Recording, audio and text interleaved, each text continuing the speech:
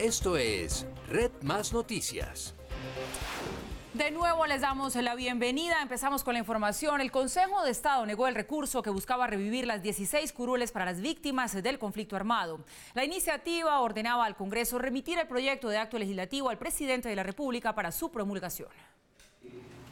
Por vicios de trámite, la sección quinta del Consejo de Estado revocó el fallo que buscaba revivir las 16 curules transitorias especiales de paz para las víctimas en el Congreso de la República. Con esto, el alto tribunal rechazó la intención del ministro del Interior, Guillermo Rivera, quien pretendía que la corporación le ordenara al presidente del Senado remitir el proyecto de acto legislativo que creaba dichas curules al presidente de la República para su promulgación. La corporación rechazó la acción de cumplimiento interpuesta por el ministro del Interior luego de concluir que el requisito de procedibilidad de la acción no fue debidamente agotado por el funcionario previamente a la presentación de la demanda, como lo exige la Ley 393 de 1997, pues no reclamó al presidente del Senado de la República el cumplimiento del artículo 196 de la Ley Quinta de 1992. Presidentes del Senado y Cámara reaccionaron ante la decisión. Hay que buscar otros caminos para que las víctimas estén legítimamente representadas en el Congreso. ¿Qué tal que hubiéramos cedido a las presiones del ministro del Interior, del gobierno? ¿Qué tal que hubiéramos cedido a las presiones de un juez promiscuo que pretendía arrodillar al Congreso de la República? La polémica se desató luego de que el Congreso determinó que las curules no habían sido aprobadas porque al votar el proyecto se obtuvieron 50 votos a favor cuando se requerían 52. Sin embargo, para el gobierno los 50 votos favorables eran suficientes para su aprobación. El Tribunal de Cundinamarca consideró dicha tesis válida al determinar que la mayoría absoluta de 99-50 y que por lo tanto la conciliación de este proyecto fue aprobada. Algo que hoy el Consejo de Estado negó definitivamente. Para el gobierno nacional aún existen varias alternativas para salvar las 16 curules de paz y en próximos días se daría a conocer el anuncio del Ejecutivo. El gobierno de Santos aceptó la decisión del Consejo de Estado al declarar improcedente la instauración de una acción de cumplimiento para aprobar las 16 circunscripciones especiales que fueron anunciadas en el proceso de paz con las FARC. Esta es la última instancia en cuanto a la acción de cumplimiento, pero vamos a evaluar algunas otras alternativas que pudieran existir para garantizar la representación de las víctimas del conflicto armado. Vamos a evaluarlas, vamos a estudiarlas al interior del gobierno nacional. Este fallo tenemos la obligación de respetarlo, de acatarlo. Este es un gobierno democrático que respeta la justicia. El candidato Germán Vargas Lleras, desde Cúcuta, donde estuvo ante más de 30.000 personas, se mostró a favor del Consejo de Estado. Iban a regalarle 16 curules adicionales a las FARC que no representaban el interés de las víctimas del conflicto. En Bogotá, el candidato Juan Carlos Pinzón se mostró en la misma línea. Me parece que es una buena noticia y que da la oportunidad de mirar este tema con la seriedad que corresponde hacia el futuro. En Cali, el candidato del Centro Democrático destacó el fallo. Hace varios meses le pedimos al gobierno que las 16 circunscripciones fueran exclusivamente para las verdaderas víctimas. No lo aceptaron. Alejandro Ordóñez dijo que las curules no eran para las víctimas. Esas curules no eran de paz ni para las víctimas, eran otro obsequio de Santos y de la Calle para que las FARC tuvieran mayor poder de decisión en el Congreso. El candidato presidencial liberal se mostró preocupado porque esto hacía parte del acuerdo de paz. Muy triste la caída de las circunscripciones, muy grave, era la voz de las víctimas. ¿Cómo es posible que un país le niegue ese derecho a las víctimas? Primero el Congreso, las Cortes. Yo francamente estoy muy preocupado con esto. El congresista del partido de la U, Roy Barreras, planteó un mecanismo. Exhorto al gobierno hoy a que provea esas 16 curules por estado de excepción. Sin las voces de las víctimas, la paz no está completa. El gobierno nacional dará a conocer en los próximos días la nueva alternativa para tratar de revivir las 16 circunscripciones especiales. Termina bastante movidita esta semana. Mauricio, buenas noches. Hola, Paula, ¿qué tal? Hablemos de este fallo del Consejo de Estado, que quiero preguntarle si esto significa que no habrá curules de paz ya de manera definitiva y con esto termina ese rifirrafe entre el Ejecutivo y el Legislativo, o como dice el senador Roy Barreras, podrían revivirse a través del estado de excepción. Pues Paula, por lo menos por el camino por el que venían esas curules de paz, que es por el que se tramitaron todos los ítems correspondientes a la implementación del acuerdo de paz dentro del Congreso en el marco del famoso fast track, es decir, la vía tradicional, o por lo menos normal, porque tradicional no era porque era totalmente excepcional, con la que se tramitaron todas las normas. Aquí murió. Y murió porque ustedes veían en la nota, determinando el año pasado vino este debate, vino la votación y vino este debate acerca de si 50 votos eran o no la mitad de 99 votos, la decisión del Senado y del presidente del Senado de que eso no era así, de la Secretaría del Senado de que eso no era así, la reacción del Ejecutivo diciendo pues claro que es así, es más de la mitad, y el debate que se quedó, se salió del Congreso y se fue a la instancia judicial. Vía número 1, una tutela que registramos en este noticiero y que ustedes conocen, que terminó siendo aprobada por un juez de la República terminó diciéndole al presidente del Senado, usted tiene que mandar eso a que el presidente lo firme. Nada de eso. Esa tutela, dijimos la semana pasada, usted se acuerda, Paula, que el Tribunal Administrativo de Cundinamarca terminó tumbando esa tutela, pero quedaba la vía alternativa. El gobierno se apresuró a decir que tenían que, mediante una acción de cumplimiento, terminar llevando ante el Consejo de Estado esta posibilidad de que finalmente el Congreso, el Senado en concreto, terminara enviando el proyecto a que el presidente lo firmara. Segunda vía, Consejo de Estado, se cayó, y semana pasada se cayó la primera, segunda vía se cayó esta, y se murió el camino del Congreso, porque es que ya no tiene más. Curiosamente, las dos instancias, el Tribunal Administrativo de Cundinamarca y el Consejo de Estado, terminaron tomándolo no por el contenido, no por la indignación de los candidatos, o sea que los candidatos no vengan ahorita a sacar pecho que eso representa FARC, no, por cuestiones procedimentales, la decisión de hoy y la decisión de la semana pasada. ¿Qué caminos quedan? Los partidos políticos hablaron a final del año pasado, Paula, de hacer un gran acuerdo para llevar un proyecto nuevo que beneficiara a las víctimas. Vaya usted a saber qué partidos políticos quedan después de las próximas elecciones, ya con un gobierno muy diezmado, ya con una balanza política inclinada para otro lado en contra del acuerdo de paz seguramente. Y segunda camino, el estado de excepción que pide el senador Roy Barreras y que seguramente el presidente no va a adoptar. ¿Por qué? Porque todo lo que está en el entorno político alrededor de esa posibilidad de las 16 curules, desde el final de la legislatura pasada, es totalmente opuesto. Yo no digo que no sea legítimo, que sí sea legítimo, pero lo que sí quiero decir es que la poquitica gobernabilidad que tiene el presidente Santos en el Congreso y frente al país, según las encuestas, seguramente no la va a gastar en esto. Derrotado por el Consejo de Estado, derrotado por un tribunal, seguramente esto se va a quedar así. El gobierno se dejó coger la tarde, Mauricio, no manejó las cosas bien y están los resultados. La policía de Bogotá trata de esclarecer si la bomba panfletaria que estalló esta mañana en el sector de Palo Quemado, en el centro de la ciudad, fue instalada por milicianos del ELN. La acción terrorista no dejó personas heridas. La carga de bajo poder fue escondida en una bolsa plástica ubicada al lado de un árbol del separador de la calle 19 con carrera 25. Cuando de repente ya íbamos acercándonos, y llega ahí la explosión muy fuerte, muy fuerte. Eso fue como a las 6:30 de la mañana. Al estallar, el artefacto esparció varios panfletos atribuidos al ELN. Lo que sucedió fue que hizo explosión una bomba que denominamos panfletaria. Estos elementos son utilizados con pólvora negra. El alcalde Enrique Peñalosa aseguró que la seguridad de la ciudad se ha reforzado en los últimos días para contrarrestar una eventual ofensiva de esa guerrilla en la capital. Todavía no tenemos certeza de quiénes fueron los que pusieron estos petardos. Obviamente son acciones criminales, asesinas. Tenemos unas pistas, pero estamos haciendo la investigación del caso. Pero más claramente es una acción organizada, porque fueron colocados además en sitios completamente distintos de la ciudad. En la madrugada, en el portal de Suba, 2 botellas con gasolina habían detonado dentro de un bus articulado. En ambos hechos no se registraron personas heridas. El distrito hizo un llamado para que los ciudadanos guarden la calma, no le hagan el juego a los terroristas y denuncien cualquier actitud sospechosa en sus barrios. Un nuevo atentado terrorista del ELN tuvo lugar en el municipio de Toledo, norte de Santander. Fue reportado el ataque a la infraestructura del oleoducto Caño-Limón-Coveñas en una zona rural del municipio de Toledo. El crudo derramado entró en algunas de las casas del sector, afectó la vegetación y un tramo de la vía La Soberanía, que fue cerrada de manera preventiva. También se le pidió a la población abstenerse de prender cualquier tipo de fuego para evitar un incendio. Crisis energética en la costa caribe por cuenta de los atentados del grupo terrorista ELN. La voladura de 2 torres eléctricas en Antioquia y Cesar, que llevan energía desde el centro del país hacia la costa atlántica, dejó andando a media máquina el sistema, por lo que fue necesario poner a funcionar las termoeléctricas del Caribe para garantizar el servicio. Según ISA, en pocos días quedarían reparadas las estructuras derribadas.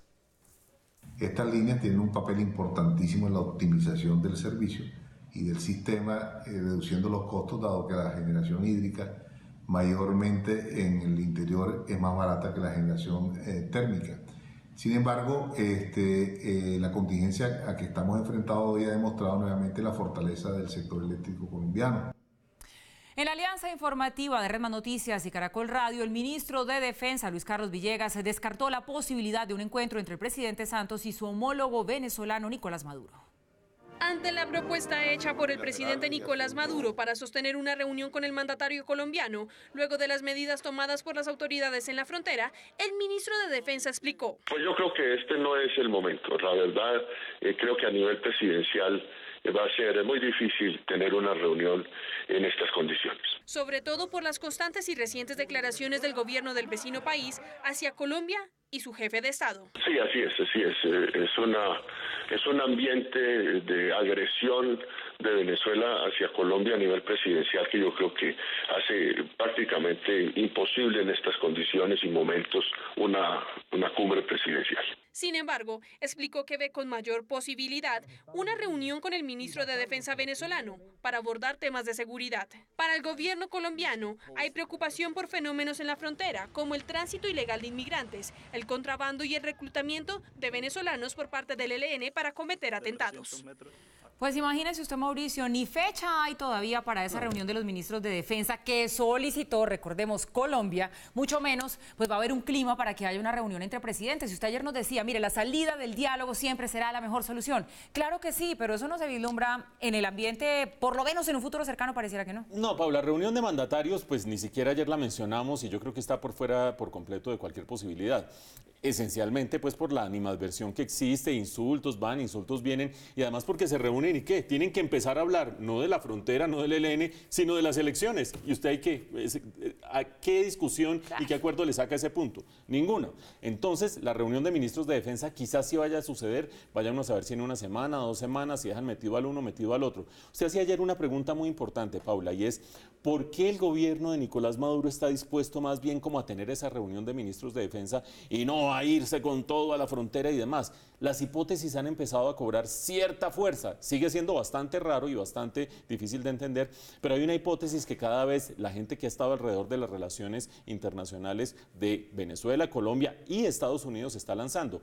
Rex Tillerson, en la gira que hizo por América Latina hace cuestión de 3 semanas, cuando pasó por Colombia, Rex Tillerson es el secretario de Estado, es decir, el canciller de Estados Unidos, traía en su portafolio una propuesta, entre otras, para hacer una especie de embargo a Venezuela, ya sea para dejar de venderle disolventes que son claves para los petróleos pesados, los crudos pesados de Venezuela, o para dejar de comprar el petróleo de Venezuela.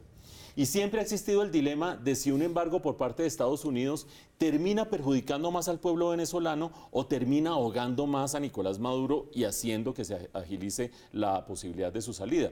Parecería ser que esta segunda posibilidad, que el embargo sí sea conveniente para dinamizar esta situación, va cobrando fuerza.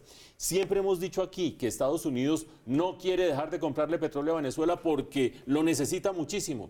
Pues Paula, estaba mirando las cifras y Venezuela, ¿sabe cuánto le vende de petróleo a Estados Unidos? La mitad de la producción de Colombia. No es que sea una cosa bárbara, es algo de lo que Estados Unidos puede prescindir. ¿Por qué no lo ha hecho? Por el lobby de las petroleras de Estados Unidos que usan ese petróleo. Pero parecería que ya están tratando de medir si esa posibilidad económica de hacerle embargo a Venezuela, pausado y más o menos delimitado, la pueden adoptar. Como a Venezuela eso le representa más o menos bajar de 1,6 millones de barriles diarios de producción a menos de 1 millón, yo creo que por ahí se están asustando un poquito. Y creo que le están teniendo un poquito de miedo a esa gira por América Latina y creo que están diciendo, bueno, más vale que aquí, antes de que nos muramos de hambre, todos empecemos un poquito a conciliar con la comunidad internacional. La hipótesis que cobra más fuerza por ahora. Pues déjeme decirle que esa es una percepción bastante importante porque es lo que nos venimos preguntando desde hace mucho tiempo. ¿Cuándo van a venir esas sanciones petroleras de Estados Unidos a Venezuela? Me gusta lo que usted nos dice, Mauricio. A esta hora avanza la imputación de cargos en contra de alias Tista, integrante de la Dirección Nacional del ELN, capturado en las últimas horas. Juan Carlos Giraldo tiene los detalles. Chicho, buenas noches. Así es, muy buenas noches. Pues ante un juez de control de garantías en los juzgados de Palo Quemado se lleva a cabo en este momento la audiencia de legalización, imputación de cargos y medida de aseguramiento en contra de Rafael Antonio Botero, alias Tista, integrante de la dirección del ELN y quien fue capturado ayer en Bogotá, en el centro de la ciudad. Según las autoridades, Tista es señalado de ser uno de los mayores responsables de reclutamiento ilegal de menores de edad para la guerrilla del ELN y además de haber participado en el atentado que terminó con la vida de 4 agentes de la policía y que dejó por lo menos otros 40 heridos en la estación de San José en Barranquilla. Sin embargo, en este momento Tista es imputado por los hechos de reclutamiento ilegal, siendo señalado de haber cometido más de 97 reclutamientos de niños indígenas y afrodescendientes, en concreto 31 niñas y 66 niños. Esta es la información. Esta audiencia se extenderá por lo pronto hasta la madrugada. Estaremos muy pendientes para llevarles a ustedes más detalles. Juan Carlos Giraldo, Red Más Noticias. Chicho, buenas noches y gracias por la información. A pocos días de que se cumplan 4 años de la detención del líder opositor Leopoldo López, Lilian Tintori anunció que pedirá la libertad de su esposo. También denunció que el denominado número 12 del chavismo, Diosdado Cabello, la presionó para capturarlo. En entrevista para la alianza entre 6 AM Hoy por Hoy de Caracol Radio y Red Más, Lilian Tintori relató que su esposo Leopoldo López se encuentra bien, pero sigue preso injustamente. Pero está aquí en la casa, ya tiene varios meses, recuperándose de esas torturas, recuperándose de ese aislamiento, pero aquí sigue aislado porque no dejan entrar a nadie a la casa, muchas veces ni a la familia dejan pasar a mi casa. Estamos custodiados por la policía, rodeada la casa de policías. Tintori se refirió a la confesión de la destituida fiscal Luisa Ortega, según la cual Diosdado Cabello la presionó para juzgar a Leopoldo López, y denunció que el denominado número 2 del chavismo también la intimidó a ella. Diosdado Cabello no solamente presionó a la fiscal, Diosdado Cabello me presionó a mí como esposa de Leopoldo. Allanó nuestra casa donde estaban mis niños, hizo visitas intimidatorias durante varias noches en la madrugada para presionarme y pedirme que yo le dijera dónde estaba Leopoldo y luego insistir de que Leopoldo se fuera del país. Eso fue mientras Leopoldo estaba en clandestinidad. Dijo que a pesar de la presión, su esposo decidió entregarse el 18 de febrero de 2014 y que ese día ocurrió otra irregularidad en la que también estuvo involucrado el entonces presidente de la Asamblea Nacional. Quien lleva a Leopoldo a la fiscalía, manejando el carro es Diosdado Cabello, y cuando llegamos a la fiscalía, que él llama por teléfono, no había nada, no había una orden de captura, no había una acusación contra Leopoldo, no había un escrito, es decir, no había caso. Y Diosdado gritando por el teléfono dice, móntenme ya el escrito, lo tengo aquí. López cumple una pena de casi 14 años por instigar las manifestaciones de 2014 que dejaron más de 40 muertos en Venezuela. Su partido, Voluntad Popular, anunció que no participará en las elecciones presidenciales adelantadas por el gobierno chavista para el 22 de abril de este año.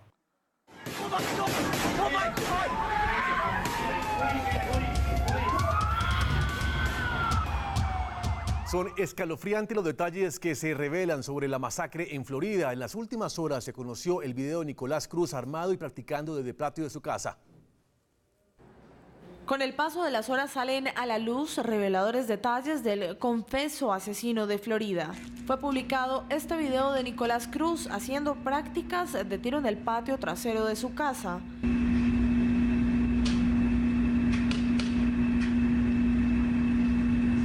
En las imágenes se le ve usando una gorra con el lema de campaña del presidente Trump, Make America Great Again. Uno de sus vecinos grabó la escena hace algunos meses antes de que fuera perpetrada la masacre. Sus ex vecinos aseguran que Nicolás Cruz siempre se comportó de manera extraña. Yo lo vi en el patio trasero y parecía que tenía una pistola, no estaba muy segura. Yo era muy joven, así que le dije a mi madre, mamá, parece que están disparando a algo. La gente que vivía detrás de nosotros tenía gallinas y él le estaba disparando a las gallinas. Así que mi madre llamó a la policía. Ellos vinieron y se hicieron cargo de eso y realmente no tuvimos que lidiar con el tema después de eso. Él robaba el correo de otros vecinos. La policía estaba siempre en su casa. De hecho, le echó huevos a mi carro una vez y salimos a buscar quién lo hizo. Él estaba escondido detrás de un árbol y empezó a lanzarle huevos a un amigo mío. Así que lo perseguimos. Él siempre ha causado problemas. Según la investigación, Cruz llegó al Marjorie Stoneman Douglas High School en un Uber con el rifle semiautomático entre un morral negro.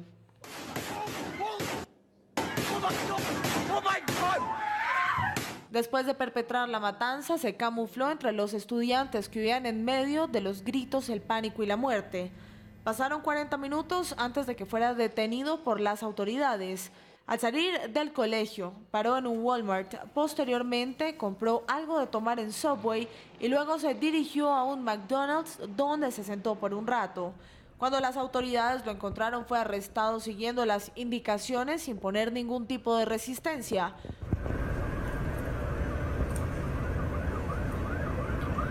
Cruz aseguró haber oído voces en su cabeza que le decían cómo debía perpetrar la masacre. Más de 2.000 personas han sido entrevistadas por las autoridades. El FBI reconoció haber fracasado al no seguir la pista sobre el atacante que reportó en enero. La agencia informó que sus procedimientos fallaron a la hora de verificar información sobre Nicolás Cruz, quien en enero manifestó su intención de matar gente. Y el debate y la polémica, por supuesto, están sobre la mesa. Algunos ciudadanos en los Estados Unidos se cuestionan por qué un joven de 18 años tiene acceso a un rifle semiautomático, pero deben esperar hasta los 21 para poder comprar alcohol y hasta los 25 para poder alquilar un carro. El rifle semiautomático AR-15, según la Asociación Nacional del Rifle, es uno de los fusiles más populares de Estados Unidos, considerado confiable, manipulable y preciso. Más de 8 millones de personas en Estados Unidos tienen en su poder esta arma, que tiene un costo de $475. Tiene una longitud de 81.9 centímetros y pesa 3.1 kilogramos. Su rango máximo es de 550 metros. En cada estado las leyes pueden variar, pero específicamente en Florida, donde fue vendida esta arma, los compradores no necesitan permiso para comprar o registrar una. Tenemos que actuar ahora, tenemos que proporcionar leyes sensatas sobre armas de fuego que impidan que alguien con enfermedades mentales tenga acceso a armas de asalto. Necesitamos funcionarios electos que tengan las agallas para firmar proyectos de ley que lo hagan posible. No se regula la cantidad de armas que tiene una persona, ni se regula la venta de estas armas de asalto o rifles de calibre 50. Los rifles están hechos para matar gente, no para cazar, no para nada más.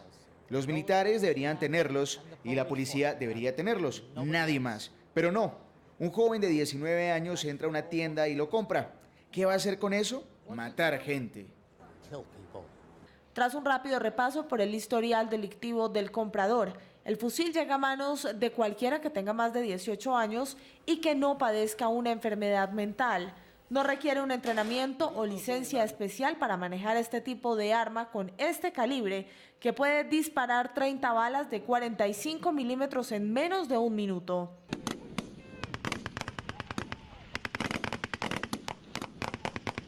Nicolás Cruz compró el arma 3 días después de su último día de asistencia al colegio el 11 de febrero de 2017. La recogió en el local una semana después, el 18 de febrero. Hablamos sobre el control de armas, pero tal vez no necesitamos que se vendan rifles de asalto a adolescentes. Tienes que tener 25 años para poder alquilar un carro, tener 21 para tomar un trago, pero a los 18 sí puedes tener un rifle de asalto. No lo creo. Creo que debe haber más controles en ese tipo de armas. Según datos del Departamento de Educación, 4 de cada 100 estudiantes entre 12 y 18 años dijeron haber tenido acceso a un arma de fuego cargada sin permiso de un adulto. Pues sigue la tragedia, sigue el dolor, Mauricio, es inevitable, cómo no, jóvenes que estaban empezando a vivir y perdieron la vida por cuenta de un jovencito que tenía en su poder de una manera muy fácil un arma con la que pudo cometer todo este atentado tan horrible. Nos revelaba Ana María en su informe unos detalles, unas cifras absolutamente importantes. El video que se da a conocer de Nicolás Cruz, pues también creo que deja en evidencia cuál es la realidad de la tenencia de armas en los Estados Unidos. Contemplado en la segunda enmienda de la Constitución, sí, más no controlado. Y a eso súmele el lobby, Mauricio, de la Asociación Nacional del Rifle para que esto se quede allí, quién sabe cuánto tiempo más. Paula, todas estas evidencias y todas estas, los videos nuevos, la declaración del FBI diciendo se nos escapó, no pudimos controlar, no se nos escapó él, se nos escapó perseguirlo. Tuvimos la evidencia enfrente y no fuimos capaces de reaccionar a tiempo para poder controlar a Nicolás Cruz. Todas esas informaciones empiezan a configurar un escenario interesante desde el punto de vista de la primera reacción de Donald Trump. Ustedes recuerdan que la registramos el día de ayer. Esa reacción hablaba, por una parte, de los problemas mentales. No decía nada de la tenencia de armas y de la posibilidad de tener armas en Estados Unidos. Y por otra parte, algo que no mencionábamos aquí en el noticiero, decía: ¿cómo es posible que un personaje con estos problemas mentales no haya sido denunciado oportunamente? La comunidad, los vecinos, los compañeros tienen que denunciar cuando hay una persona así que anda suelta por allí haciendo amenazas. Muy bonito, echándole la culpa a la comunidad y a los problemas mentales y lavándose las manos de lo demás. Pues vean ustedes, por un lado, lo que dijo hoy el FBI, teníamos las pistas y lo dejamos ir, ya exime por completo a la comunidad. El FBI sabía, podía seguir el perfil, encontrar en YouTube los videos, sabía de sus perfiles de redes sociales que él tenía inclinaciones de matar, que se la pasaba haciendo amenazas y demás. Del colegio lo echaron por problemas de disciplina, pero antes de eso no lo dejaban entrar con morral por temor a que entrara con un arma. Más evidente, era difícil. Por lo tanto, Donald Trump decir que la comunidad tiene que denunciar me parece que es salirse por la fácil. Y no se sale por la difícil o no enfrenta la difícil, que es la siguiente. Dice que los problemas mentales son la causa de todo esto.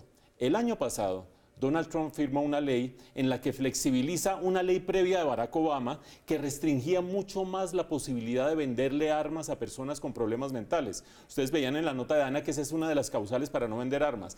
Obama lo tenía mucho más restringido, Donald Trump firma y le quita restricciones a esa posibilidad. Por lo tanto, está evadiendo una culpa que en realidad tiene todo el sistema político de Estados Unidos porque nadie ha hecho nada. Pero en este caso, que no sea tan cínico. Tras la denuncia de Red Más Noticias y la presión ejercida por la Secretaría de Transparencia y la Procuraduría, el alcalde de Ciénaga de Oro, Córdoba, revocó la licitación por 102.000 millones de pesos para construir una carretera. Este es el documento a través del cual el alcalde de Ciénaga de Oro, Alejandro Mejía, revoca la millonaria licitación para construir la vía entre su municipio y Tuchín y que desató una polémica tras la revelación de Red Más Noticias de que desobedeció las recomendaciones de 3 entidades diferentes en menos de 20 días. Justo antes de que venciera el plazo, el alcalde firmó el documento reconociendo que el proceso no se apegaba estrictamente a la norma. Que haciendo una revisión concienzuda de las actuaciones realizadas por esta entidad y encontrando fundadas las observaciones de la Procuraduría General, esta entidad considera la necesidad de revocar el proceso de selección en la modalidad de licitación pública. Tanto la Procuraduría como la Secretaría de Transparencia se pronunciaron frente a la revocatoria. Esa licitación tenía unos problemas, por eso recibimos con beneplácito que el alcalde de Ciénaga de Oro haya revocado esa licitación. Eso es precisamente la función preventiva que ejerce la Procuraduría. Nosotros vamos a hacerle una veeduría especial a este contrato y vamos a seguir muy de cerca el desarrollo. No vamos a parar de indagar sobre este tema. Red Más Noticias intentó escuchar la versión del alcalde de Ciénaga de Oro, pero no fue posible ubicarlo. Nuevo escándalo de acoso en la policía. Esta vez quien está en el ojo del huracán es el comandante del Huila, tras conocerse audios y chats dirigidos hacia una patrullera bajo su mando. A través de ese documento radicado el 14 de febrero ante el director de la policía, la patrullera Ana Milena Cruz, quien presta sus servicios en Neiva, hizo la denuncia de acoso en contra del hoy comandante de la policía del Huila. Desde el año 2016, mi coronel Óscar Pinzón me hacía comentarios fuera de tono que en ocasiones me impedían realizar mi labor profesional con tranquilidad. La denuncia fue soportada por la patrullera, inclusive con audios donde el coronel Pinzón le hace escuchar sus intenciones. Ana, yo no pierdo la esperanza de tener algo con usted.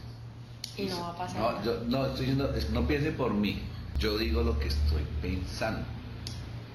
Y yo digo... No, disculpe, yo le estoy preguntando qué opinas, diciendo lo que yo estoy pensando. Yo no pierdo la esperanza que eso sea así y que se pueda, yo Óscar Pinzón. Y si eso llega... ¿Puedo decir lo que yo estoy pensando? No me interesa. También se conocieron estas conversaciones de WhatsApp, en las cuales el coronel Pinzón aparentemente insistía. Estás bella. Muchísimas gracias, mi coronel. Más fría que un cubo de hielo. Sí, mi coronel. Así soy, siempre lo he sido. Mi pollo triste, se ve muy bebé y solo para mí. ¿Sí o me equivoco? Hola, qué bonita está hoy. Muchas gracias, mi coronel. Tan seca y fría que es usted. Sí, mi coronel, soy re simple y muy seca, mi coronel. La mujer policía, madre de un pequeño, advierte y cuestiona órdenes que emitió el comandante Pinzón. Con el ánimo de tenerme más cerca de él, ordenó que me encargara de alimentar las estadísticas relacionadas con homicidios y que a la vez lo acompañara a varias de las reuniones. La señora patrullera se servirá de informar todos los días a las 7 a.m., 2:30 p.m. y 7 de la noche de manera personal ante el comando del departamento o vía telefónica sobre los avances. Relaciona la insistencia del coronel y a su negativa a acceder a sus intenciones, hechos como la modificación de sus descansos e inclusive un traslado. Decidí ordenar que saliera el 15 de enero y que en retaliación me enviaran a la Unidad Básica de Investigación Criminal más lejana, tal como lo muestra la imagen del oficio en que plasma su orden. La patrullera indicó que radicó la queja también ante el general Jorge Luis Vargas Valencia, director de investigación criminal, a través de esta plataforma. La respuesta del comité designado para su caso fue esta. Concluyeron que la culpa fue mía por vestirme de manera inusual, de tomar supuestos halagos como acoso sexual. En el documento, la joven dijo que habrían quejas de otras subordinadas de Pinzón, entre ellas 2 capitanas. El director de la policía envió a vacaciones al coronel implicado, mientras que el procurador, por poder preferente, asumirá directamente la investigación por el caso. Una líder indígena del Cauca se inventó un atentado contra su vida para poder mantener los beneficios que le había dado la Unidad Nacional de Protección. Los hechos denunciados ocurrieron el 24 de enero de 2017, cuando Nil Saúl Pesape, líder indígena del resguardo Huellas de Caloto, Cauca, denunció que había sido víctima de hombres armados que habían atacado su camioneta cuando se movilizaba en el sector de Morales Caloto y que en este hecho resultó herido su escolta de la UNP. Un año después, la investigación de la Policía Cauca y CTI de la Fiscalía determinó que todo se trató de un engaño. No había una coherencia de los testimonios y las entrevistas dados por los afectados y las trayectorias de los disparos, y además de ello un disparo en un brazo que había recibido su escolta. Las pruebas técnicas practicadas evidenciaron que el vehículo nunca estuvo en movimiento, que el arma usada fue un fusil y que la herida del escolta fue realizada por un arma diferente a escasos 40 centímetros. Posiblemente ellos lo que pretendían era que les renovaran sus medidas protectivas. La comunera del resguardo de Huellas fue imputada junto a su guardaespaldas por los delitos de falsa denuncia, fraude procesal, tráfico, porte y fabricación de armas de fuego, daño en bienes del Estado, entre otros. La juez 17 penal con función de garantías ordenó cárcel contra Wilfran Quirós, responsable de la construcción de 16 edificios ilegales en Cartagena. La Fiscalía pidió la reclusión del jefe del clan Quirós, argumentando que el hombre no había demostrado intención de acogerse a la justicia. Quirós, quien se encontraba prófugo, se entregó el pasado 13 de febrero, pero su defensa argumentó que solo había cambiado de domicilio y que el movimiento había sido reportado al IMPEC. En el Valle del Cauca también se vivió una emergencia por el inusual clima. La creciente súbita de una quebrada generó inundaciones afectando a varias familias en el municipio de Yotoco. La crecida de la quebrada Media Canoa inundó varias veredas en las horas de la madrugada. A esta hora, la gestión de riesgo ha podido establecer que fueron 70 viviendas inundadas y más de 75 familias las afectadas, así como varias hectáreas de cultivos. La misión de observación electoral alertó que más de 100 puntos de votación en Bogotá están en riesgo. Las localidades más sensibles de fraude son Suba, Engativá, Kennedy y Usaquén. 111 puestos de votación en Bogotá presentan algún tipo de riesgo electoral para las legislativas de marzo. De estos 12 tienen riesgo extremo, 28 riesgo alto y 71 medio, en su mayoría en las localidades de Suba, Engativá, Kennedy y Usaquén. De igual manera, la misión de observación electoral advirtió sobre el riesgo violento en la capital del país. En Bogotá han sido asesinados 7 líderes sociales desde que empezó la campaña, 2 están amenazados. Localidades como Usaquén, por ejemplo, cuentan con la muerte de 3 líderes sociales. Por su parte, la Defensoría del Pueblo alertó que de 287 municipios del país en peligro de violencia por grupos armados ilegales, 87 presentan riesgo extremo. En estos 87 municipios nosotros tenemos alertas tempranas que nos permiten concluir que podría haber un acto violento que impida la participación pacífica de las elecciones del mes de marzo. Y atención, que hace pocos minutos salieron de una reunión extraordinaria en el Ministerio del Interior los líderes del partido político Fuerza Alternativa Revolucionaria del Común, en donde Guillermo Rivera escuchó a Rodrigo Londoño, Iván Márquez y Carlos Antonio Lozada. El ahora candidato presidencial de las FARC manifestó que le están pidiendo al gobierno nacional garantías plenas en cuanto a la seguridad y también en cuanto a las promesas establecidas en la mesa de negociación de paz y la incorporación a la política de los guerrilleros de las FARC. La quieren poner en riesgo a partir de generar intolerancia en Colombia. Entonces, pues la conclusión es que vamos a aunar esfuerzos para generar ese ambiente de tolerancia en Colombia, que nos garantice transitar por los caminos de la paz. Desde este lunes 26 de febrero, los vehículos exceptuados de la medida de pico y placa que no estén en los registros de la Secretaría de Movilidad serán sancionados por la Policía de Tránsito. 15.000 vehículos podrían perder la excepción y volver a tener la restricción. Tras depurar la base de datos de exentos de pico y placa, el distrito encontró irregularidades en el proceso. No había soportes, había registros ilegibles, no estaban vigentes, en algunos casos pues se cambia la condición del vehículo. Cerca de 15.000 propietarios tienen un plazo de 8 días para acercarse a la Secretaría y solicitar la inclusión en el registro. A partir del 24 de febrero, día sábado, los ciudadanos podrán consultar la base de datos para saber si su placa continúa exceptuada o no. Y a partir del 26 se continúan con los controles normales en vía, y si hay un vehículo que esté transitando sin esa excepción, obviamente tendrá su comparendo. La entidad encontró que algunos funcionarios tramitaban permisos ilegales para que vehículos no tuvieran pico y placa. No existe ningún carnet, ninguna circular firmada por la Secretaría de Movilidad que genere la exención. Actualmente hay 14 categorías exentas de la restricción, como los vehículos del esquema de seguridad del presidente, servicio diplomático, carrozas fúnebres, vehículos de emergencia, vehículos para el transporte de personas en situación de discapacidad y vehículos de medios de comunicación, entre otros. Y este viernes en Palmira Valle, Claro y Samsung entregaron en un colegio un equipo tecnológico con el que se busca reforzar el trabajo académico, pero también generar conciencia a los estudiantes y docentes sobre el uso responsable de Internet. 2.000 alumnos de la institución educativa María Penagos en Palmira recibieron la novedosa apuesta de Claro, el aula nómada Smart School, una alianza de tecnología para la educación. Bueno, nuestro aliado Samsung lo que hace es entregar un kit compuesto por 10 tablets, un televisor y un equipo de realidad virtual, y lo que hace Samsung es que por medio de actividades de un tutor les hacemos un acompañamiento a los jóvenes para ayudarles a aprender a usar el Internet responsablemente. Estos jovencitos del equipo cantera de héroes del Proyecto 11 fueron los campeones de la Copa Claro en 2017 y este fue su premio mayor. Al ser campeones podemos devolverle a nuestra ciudad, que nos ha brindado el apoyo, el acompañamiento. Y para estos jóvenes estudiantes y futbolistas es un logro importante.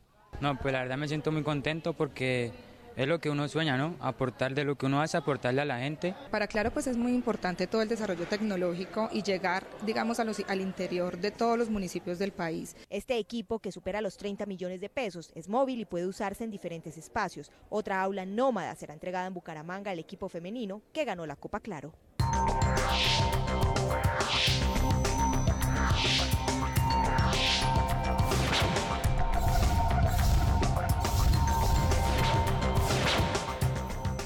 En información internacional, el Departamento de Justicia de los Estados Unidos acusó formalmente a 13 ciudadanos rusos de interferir en las elecciones presidenciales de 2016. La Oficina Fiscal Especial del Fiscal General Especial Robert Mueller los acusa de violar las leyes criminales para interferir en las elecciones de Estados Unidos y otros procesos políticos. Entre los imputados, 3 fueron acusados de conspiración para cometer fraude electrónico y 5 acusados de robo de identidad. Joaquín El Chapo Guzmán pidió a la justicia estadounidense que le permita usar su dinero para pagar a los abogados que lo defienden. Durante una audiencia celebrada en Nueva York, el ex líder del cartel de Sinaloa envió una carta al juez del caso en la que también se quejó por las condiciones en las que está recluido y dejó claro que no está dispuesto a colaborar con las autoridades. El juicio contra Guzmán, acusado de delitos asociados con narcotráfico, será el 5 de septiembre. Un gran hueco que se abrió en plena calle de Roma, en Italia, causó pánico entre los habitantes de la zona. 2 edificios fueron evacuados. En el barrio Balduina, en Roma, Italia, un enorme hueco se abrió tras el paso de un carro. Algunos trabajos de construcción se estaban llevando a cabo cerca a la zona de donde ocurrió el siniestro.